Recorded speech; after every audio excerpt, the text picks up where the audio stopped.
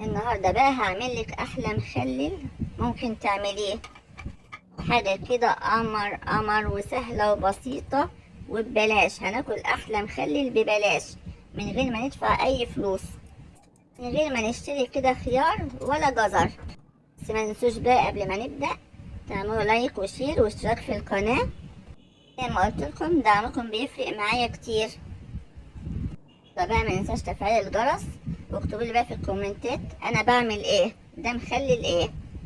الطعم رهيب والله يا جماعه، انا ما نزلتوش غير لما جربته بنفسي. طعمه جميل جدا. هنا احنا جبنا بقى عندنا بطيخه. احنا اتفقنا ان احنا ما بنرميش اي حاجه. احنا الست المصريه ست شاطره جدا ما بترميش اي حاجه. احنا هنا جبنا بطيخه كده كويسه كده محترمه، القشره بتاعتها تخينه وحلوه زي ما احنا شايفين. اكلنا واتحلينا الحمد لله. هنرمي القشر. قشرته كده ونضفته وبدأت بقى اقطع فيه صوابع. كل الكمية اللي عندنا بالشكل ده. بس واحنا بنتفرج كده مع بعض ما تنسوش تفعيل الجرس واشتراك في القناة، وزي ما قلت لكم دعمكم بيفرق معايا. هنقطعه كله. وبعدين احنا عارفين فوائد قشر البطيخ كمان، لو معلومة فيه مفيش حد يعرفها او في ناس كتير ما يعرفوهاش. قشر البطيخ مش مجرد ان احنا بناخده ونعمله مخلل وبس، او بناكله كده وبس. لا، ده في ناس بتاكله كده عشان معروف عنه ان هو بيمنع الخلايا، اعزكم الله يعني وربنا يشفي كل مريض، الخلايا السرطانية. قشر البطيخ بيمنع النمو بتاعها، دي معلومة يعني انا سامعاها من دكاترة وقارياها من زمان. هنا جايبة البرطمان ازاز بيبقى افضل في التخليل، ومعقماه بالخل. اتعبي فيه الصوابع اللي احنا مقطعينها شايفين بالشكل ده. انا مش حاطه عليه اي اضافات، لان انا في المخللات مش دايما بحط اضافات. انتوا اللي عايز يحط قرن شطه عليه، اللي عايز يحط ممكن عود كرفس حبيتين قرنفل بيدوله طعم ونكهه حلوه قوي.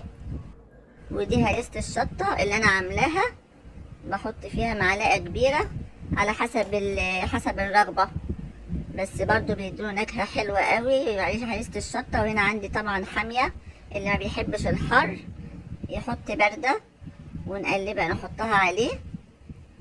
عندنا كل لتر مية بياخد معلقتين كبيرة ملح ومعلقة سكر. طبعا ما ننساش السكر عشان بيخليه في قرمشة. هنا حطيت عليه معلقة خل مش كبيرة قوي، معلقة كده وسط. احنا ربنا ما خلقش حاجة كده ابدا. لما نقول فوائد قشر البطيخ هنبص نلاقي فيه حاجات كتير قشرها مهم جدا ومغذي جدا ومفيد جدا لصحة الانسان. رايح ليمون فوق الوش كده ومعلقة زيت. بنحط طبعا الزيت فوق الوش، فوق وش اي مخللات عشان يحافظ عليها. المية اللي احنا حاطينها مية مغلية، انا حاطة مية سخنة عشان يساعد ان هو يستوي بسرعة. المية السخنة المغلية هتتحط هيقعد معاكي بالظبط 3 ايام وتاكليه زي الفل.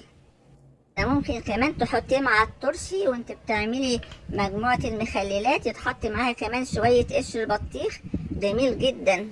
وغطيناه كويس كده بالاسترتش عشان الغطا يبقى محكم قوي، وبقلبهولكوا عشان تعرفوا ان هو مبيسربش، ويساب كده شوية عشان نضمن ان مفيش هوا يدخله. وزي ما قلتلكم اعمليه بمية سخنة، بعد 3 ايام هتاكليه 3 ايام، وفي الرابع بالظبط